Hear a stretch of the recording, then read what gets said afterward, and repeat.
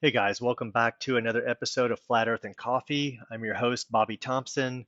And before we get into this video, I wanted to talk about why I'm making it. Some of you, I'm sure, saw the title and said, who doesn't understand that? But there was a comment in my comment section in regards to one of the earlier videos I made. I saw it this week, and it said, could you please explain why a 24-hour sun in the Antarctic would debunk a flat Earth? So some of us take for granted that we have a good understanding of the heliocentric versus the flat Earth models. Not everyone understands. There's some people are still coming in and learning. So I wanted to make this video that thoroughly explained the differences between those two models and why a 24-hour Antarctic sun would debunk flat Earth. So without further ado, let's jump right in. How a 24-hour sun in Antarctica settles the cosmological debate. First, we have to understand how seasons work on the heliocentric model. So to do that, I'm going to use three videos. And this video depicts the Earth as it orbits the sun. And you can see here, this stopping at where it's at now represents the Arctic summer. Okay, and this little circle that you see right here is the Arctic Circle, with the 66-degree parallel north. And if the Earth were spinning right now on its axis, you would see that from that circle, if you're within it, you would see the sun 24 hours a day. And this lasts for several months. I don't know exactly, somewhere between 3 and 5 months a year, but let's just say four. That's a guesstimate. So for 3 to 4 months a year, I believe it's within that time frame. Uh, don't quote me on that. You could see the sun, but that's not in contention. We agree that you can see the sun uh, from the Arctic 24 hours a day for several months a year. And that works on both models, just to throw that out there. Now, the problem is 6 months later, when the Earth has went to the other side of its orbit, and ironically, this 23.4 degree or 66.6, depending on which side of the angle you're measuring from, never changes, which is statistically impossible. Seasons have never changed as long as we've tracked them throughout human history. But we won't go down the statistics rabbit hole with our cosmological model. Now you'd have that same circle at the bottom, right? This would represent the 66th parallel south, which is the Antarctic circle. And as the Earth were spinning about that axis right there, if you were within that Antarctic circle, you would be able to see the sun 24 hours a day for several months. It would mimic what you have with the Arctic summer. So let's move on. Now here we have a graphic of this is the Arctic summer, and if you're within this the Arctic circle here, the 66-degree parallel north, if you're anywhere in here, which you can be in parts of Alaska and other parts of the world, you're in daylight the entire time, and you can see the sun. Even if you're up here, you're at the top of the ball, you can still see the sun. So all the way to that 66 parallel, you can see the sun. Now, when you come to what we should have, if the heliocentric model is true, then 6 months later, you now have sunlight. The Earth is on the opposite side of the sun, and you would get the same effect if you're in the 66 parallel, below the 66 parallel south in the Antarctic circle. Okay. Now you have some problems. First off, we're not even allowed to go there because of the longest standing treaty in mankind, the Antarctic Treaty. We're not allowed below the 60th. I think it's the 60th, might be the 66th parallel south, but you're not allowed to go there. And we'll save that for another video. Maybe I'll add a link to the video I have in mind for that. Now let's take a look at how seasons work on the flat Earth.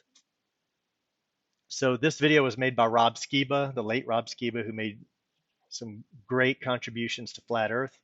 And you can see as the sun moves outward, that results in the Antarctic summer. And as it moves inward, that results in the Arctic summer. And if you have the Arctic summer, at the same time you have the Antarctic winter. And if you have the Antarctic summer, then at the same time you have the Arctic winter. So this isn't, it's not claimed to be accurate, exactly accurate. This is just a roughly accurate, like this is basically what we believe how the sun moves inward and outward above the face of the flat Earth. All right, let's move to the next video, the next graphic here. So what we're going to talk about in a second are these two graphics right here, which uh, if you're not careful, so anytime you go out to debunk something, if you see this video and you just go, let me just go out and YouTube, 24-hour Antarctic sun debunk, you're going to get straw manned, as you do with every flat Earth argument. They are all straw mans, every single one of them. And if you do a little research, you'll see that that's true. Okay, the straw man you're going to get for the 24-hour Antarctic sun, excuse me, it's been a long day, is that we see 17 hours of light in Ushuaia, right? So, I mean, anything more than 12 is a problem. It would imply if uh, you know, how could you have that how could you have that on a flat? It would mean light is stretching at really weird angles, which we're going to talk about. But 17 hours of daylight is not the same thing as a 24-hour sun. We agree that a 24-hour sun, if you could see the sun for 24 hours, that debunks flat Earth. But how can we get 24 hours or let's just say 17 hours of daylight? That's the longest that Ushuaia claims to get, which is the farthest we can freely travel to. And honestly, we wouldn't have a problem if you could see 24 hours of daylight because we can create that. And let me show you what I mean. So here's the problem. Let's move to the December solstice. Where you're going to get strawmanned is one of these science communicators, or one of the many who try to debunk this, they'll say, well, look what light has to do here. Do you see this angle? Like light travels this far here, but it only travels this far here. And that's how light would have to work by our understandings of the maps, right? Like we agree that sunlight would have to do work in weird shapes. It wouldn't be evenly distributed. But what they assume, what they fail to mention, is that we assume a firmament or we assume a dome, right? And in the Bible, it refers to the firmament as a molten, it's like a molten looking glass, right? So what happens when you have a firmament and an atmosphere? Well, this was created by William Guzman of PC and Go Productions, and here's his YouTube channel. But Zachary Zabala also did it of Good Times for All. And here you have, he's just taken a hemispherical dome, which is half of a circle. Yes, it's solid, we get that, but atmosphere also creates refraction and other, it does other interesting things with light. So notice how as he moves this small local light source, did you see how the light wrapped all the way around the dome here? Look at that. That light, if you were standing here, if you were way out at the end of a theoretical flat Earth, the light would wrap all the way around. And you can certainly reproduce what the flat earthers say is, or what spherical earthers say is a problem. See how much light we're creating right here now? It's no longer round. So now once you invoke a hemispherical dome, you can't disprove that it wouldn't do this. So unfortunately, we don't have access to another Earth-sized hemispherical dome. With its own atmosphere. The only thing we can do is on a smaller scale. But on a smaller scale, it's reproducible. So the moment you have a dome or a firmament, now all this is very possible. And I want to close with one last thing. There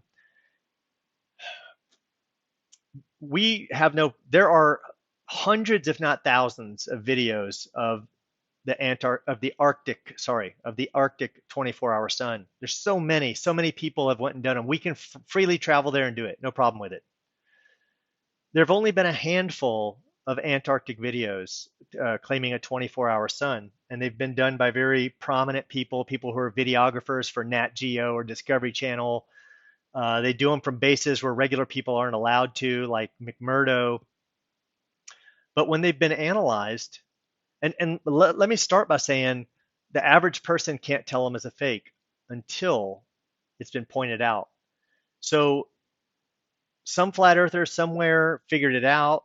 They pointed it out. If you look at the debunked videos, which I have two of them at the beginning of this video, which I'll have a link for in the description, I think anyone with any intellectual honesty will thoroughly agree that those videos are fake. I mean, they're clearly fakes. I'm not going to talk about how they did it. Watch the videos. Please watch the videos and ask yourself this: why does there need to be a fake video of the 24-hour Antarctic sun? And why would they be being presented as legitimate videos? And why can't regular people travel to Antarctica and capture these videos? It hasn't been done. There's not hundreds, there's not thousands. You can't observe it, right? People do go there and get 17 plus hours of sunlight, but that's not a problem. We just showed you at a smaller scale that that's once you invoke a hemispherical dome, that's not a problem because the light that the now and the flat Earth small local light source as it moves closer to that dome, light bends and refracts off of that dome. So that's it. Hopefully now you have a thorough understanding of the argument and you understand how a 24-hour sun is the final experiment. It is what they don't want us to see. They don't want anyone going to Antarctica, which is why there's an Antarctic treaty and why people can't freely travel there. And you're controlled where you can go. You can just go to, I think there's two places. One's directly under Argentina, a little jetty that sticks out there. I forget the name of it. And I think there's one across from New Zealand as well. But they're closely monitored, and there's been no videos come back that show a 24-hour Antarctic sun that haven't been debunked. And again, there shouldn't be any fakes, and there are. And why do they need to produce fakes?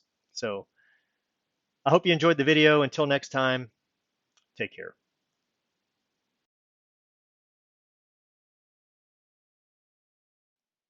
Hey guys, welcome back to Flat Earth and Coffee. I am Bobby Thompson, and this video will serve as an addendum to my last video, Understanding the 24-Hour Antarctic Sun Argument.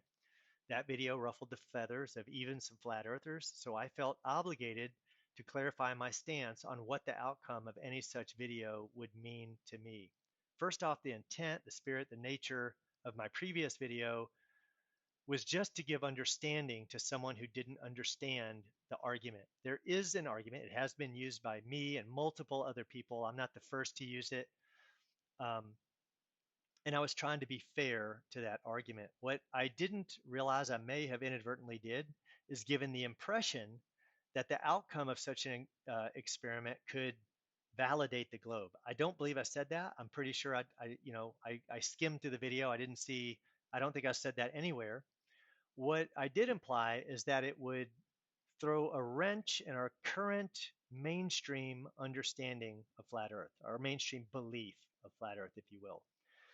If we were to tally all the proponents and champions of flat Earth, if you will, we go back and we look at ODD TV with 330,000 subs, the late Rob Skiba, 230,000 subs, Jaron with 160,000 subs, Dearth with 100,000, Founded Earth Brothers, 110,000. The list goes on and on. Wits It Gets It, Ben from Taboo Conspiracy, safely in the hundreds of thousands, probably in the millions. Practically every one of those channels has used the AE map to explain seasons. We we we do have an obligation to try to explain the phenomena that we see. Now, do we have to? No. Does the failure to invalidate our model? No. But we are under if you're going to claim to use science, you are under an obligation to incorporate all the phenomena, or at least do your best to try. You can't just take a level and put it on the ground and go, it's level. I mean, it's just not that simple, right? And obviously that was mockery. We know that for the people who came on my channel and said, Bobby, the lights in the sky have no correlation to the shape of the Earth. Well, that's not true, right? It does. We don't have a way to explain seasons without the sun and the AE map. If you do, let me know. I'm not aware of a way. Um, I'm a huge fan of Nathan Oakley. I've said it before. I'll say it again. I try to master all of his arguments. I think he has some of the best arguments as a flat Earth proponent. And I was out there this week watching his debates, and if it wasn't him, it was a panel member that basically corrected someone in the debate and said, no, we absolutely need the lights in the sky to correlate the flat Earth, to map the flat Earth. Without the stars, we can't get elevation angles. Without elevation angles, we don't have celestial navigation. Without celestial navigation, We don't, that's one way we map the Earth flat. Um, so yeah, there is a correlation between the sun, the stars, to the flat Earth. You can use them to prove the flat Earth model. At least we've tried to explain a lot of these things. So to say it has no relation, well, that's not true. And you can't just hand wave those things away. We are under an obligation to try to incorporate a unified system. You can't just say, I don't care how nothing else works. That is actually not science, right? Now you can hang your hat on 5 arguments or 3 or 2 or 1. You can. That's okay. That's not wrong. But you can't just say everything else doesn't matter. Um, Now, one of the things I thought was understood in my video was that I was I was assuming that you could somehow confirm a 24-hour sun. Now, what does it mean to me? What does it mean to confirm? It means you have to take me to Antarctica, put me at a high vantage point. I have to have an unobstructed view to the horizon, 360 degrees. Then I would have to see a sun, a convincing sun with all the aspects that come along with the sun for 24 hours a day, moving at 15 degrees an hour. And then looking north, I would expect not to see another sun converging in with our sun and diverging out. I would be completely baffled as how they would hide that sun, as that sun would have been being tracked for months as it moved outward from the Arctic to the, for lack of a better term, southern hemisphere. Obviously, I would hope that the people in South America and Australia and New Zealand were certainly still seeing a sun. And if they were, why wouldn't I see that sun when it came, you know, close to where I were? Uh, so yeah, it does cause a problem for the mainstream belief of what the flat earth is. It would probably, but that said, you need a way to verify it. You don't. The only thing that I think will come out of an experiment is another fake video. And if you have any intellectual honesty at all, you will admit that we shouldn't have one fake video. There shouldn't be one. The fact that there's one already invalid, the experiment's already been done to me. It's done because you've got fake videos of the Antarctic sun, and those shouldn't exist. Have you ever seen a fake video of the Arctic 24-hour sun? Has anyone ever went out and faked one of those convincingly? Who would do that when you can just go there? Why do we have many? I can't even, I don't know how many I've seen, but it's been a lot. There should be none of those. There are multiples. They're clearly fakes. They're indisputably, irrefutably fakes. So do I know what the outcome is. There is no 24-hour sun because if it existed, you wouldn't have fake video. Um, my take on it was a theoretical take, right, in my last video. So for anyone, now I will say this also, I don't think a flat earther will go there. This experiment, we're talking about the TFE, the final experiment. I don't think I don't think a flat earther will go there. I wouldn't go there. You couldn't give me $1 billion, literally. If Elon Musk himself came on national TV and said, I will give Bobby Thompson $1 billion if he will go to Antarctica, I can assure you I wouldn't take it. Why? One of my favorite passions, now it actually is my favorite passion. My favorite passion is breathing. I love breathing more than any other thing that I do. I think it's breathing. And this is speculation, but I speculate I have adverse reactions to torture. Between those two things, my passion and my adverse reactions, I'm not a candidate to go there. I would be really impressed if any flat earther were going to go there. So that's my stance on it. I don't think anyone's going to go there. I don't think it's going to happen. There'll probably be swine flu 2 or something like that. If it does happen, it'll be a bunch of globe earthers that go there with no flat earther, and they'll come back with some marvelous video using all the greatest and latest technology that defies why there's fakes before it. Those fakes were inexplicable for whatever reason. So I hope this clarifies where I stand. And as always, I hope you enjoyed the video. Until next time, take care.